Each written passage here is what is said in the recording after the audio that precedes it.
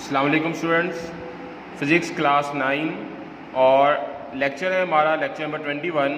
आज हम अपने इस लेक्चर में चैप्टर नंबर 5 जो कि ग्रेविटेशन है इसको स्टार्ट करेंगे। इससे पहले फर्स्ट 4 चैप्टर हम कर चुके हुए, न्यूमेरिकल भी मैंने आप लोगों को करवा दिए। आज हम अपना चैप्टर नंबर 5 स्टार्ट करते हैं।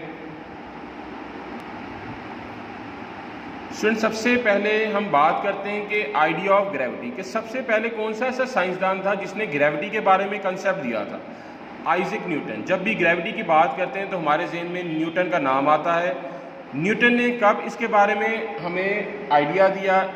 It was the evening of 1665, जब वो ये सोच रहा था कि why the planets revolve around the sun, क्यों प्लैनेट्स जो हैं वो सन के गिर्द घूमते हैं। उसी दौरान उसने ऑब्जर्व किया कि एक एप्पल जो है वो नीचे गिरता है और उस सेब या एप्पल के गिरने की वजह से उसके माइंड में जो कंसेप्ट आया, that is the concept of gravity, जिसकी बेस बनाते हुए उसने मज़ीद अपने लॉज को और उसकी वजह से मुख्तलिफ कैलकुलेशन को उसने परफॉर्म किया।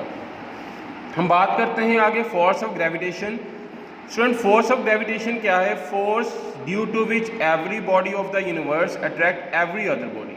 वो फोर्स जिसकी वजह से हर ऑब्जेक्ट दूसरे ऑब्जेक्ट को अपनी तरफ अट्रैक्ट करता है, that force is called the force of gravitation.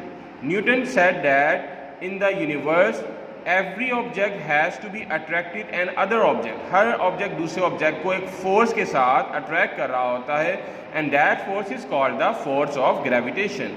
Student, force of gravitation के बारे में बताने के बाद उसने अपना एक इम्पॉर्टेंट लॉ प्रेजेंट किया जो कि था लॉ ऑफ ग्रेविटेशन, के ग्रेविटेशन का कानून। स्टूडेंट, इसकी डेफिनेशन हम पढ़ते हैं।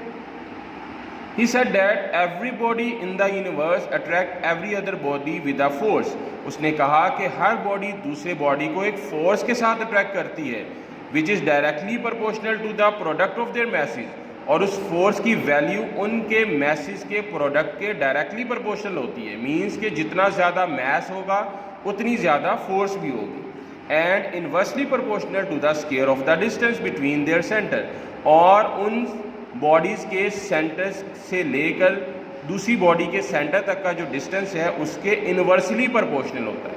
मतलब ये कि मैसेज के डायरेक्टली प्रोपोर्शनल और डिस्टेंस के इनवर्सली प्रोपोर्शनल। इनवर्सली प्रोपोर्शनल मतलब डिस्टेंस ज़्यादा होगा फोर्स कम होगी, डिस्टेंस कम होगा तो फोर्स ज़्यादा होगी। इसी डेफिनेशन की बेस पर हम इसकी कैलकुलेशन आगे करते हैं। स्टूडेंट, कंसीडर कर लिया कि हमारे पास दो मैसेज हैं, एक m1 है और एक m2 है। उन दोनों के दरमियान जो डिस्टेंस है वो d है। According to law of gravitation, उसके मुताबिक पहली जो स्टेटमेंट थी, force is directly proportional to the product of their masses, तो यहाँ पर यही बात लिखी, force directly proportional m1 and m2, and force is inversely proportional to the square of the distance. मतलब ये कि फोर्स और डिस्टेंस का रिलेशन इनवर्स है और फोर्स और मैसेज का रिलेशन डायरेक्ट में है। अब स्टूडेंट, अगर हम इन दोनों वैल्यूज़ को कंबाइन करें तो हमारे पास आ जाएगा F proportional m1 m2 over d square. Proportional के साइन को जब भी इक्वलिटी में बदला जाता है तो हम एक कांस्टेंट अप्लाई करते हैं। तो इस केस में जो कांस्टेंट है, that constant is g। g is the proportionality constant and the value of g। किसी भी कांस्टेंट की वैल्यू हमेशा याद रखिएगा फिक्स होती है, और इस केस में ये वैल्यू है 6.673 मल्टीप्लाई 10 की पावर -4 न्यूटन मीटर स्क्वायर पर किलोग्राम स्क्वायर। स्टूडेंट, ये चैप्टर इंतहाई आसान है, छोटे छोटे से इसके कंसेप्ट है और बड़े ही सिंपल से कंसेप्ट है। बिना किसी कॉम्प्लिकेशंस के प्रॉब्लम को फेस किए आप इस चैप्टर को अच्छे तरीके से याद कर सकते हैं। और ये वो चैप्टर है जो स्टूडेंट का फेवरेट चैप्टर कंसीडर होता है, जिसको वो सबसे पहले एग्ज़ाम में प्रेपरेशन के लिए रेडी करते हैं। स्टूडेंट, ये है आपने जो वर्कआउट करना है, idea of gravity, force of gravitation, law of gravitation की ये स्टेटमेंट है, उसके आगे उसकी एक्सप्लेनेशन है। डायग्राम को भी आप देखिएगा।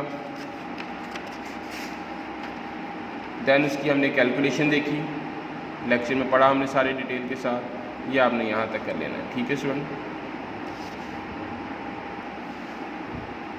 स्टूडेंट, ये है ग्रेविटी का तसव्वुर, उसके बाद फोर्स ऑफ ग्रेविटेशन की डेफिनेशन, लॉ ऑफ ग्रेविटेशन या ग्रेविटेशन के कानून की ये डेफिनेशन है, उसके बाद उसकी आगे एक्सप्लेनेशन है। ये हमने यहाँ तक आज का पढ़ा और ये था आज का हमारा लेक्चर। अगले लेक्चर में हम मज़ीद इसकी आगे डिटेल को लेकर चलेंगे। तब तक के लिए अल्लाह हाफिज़।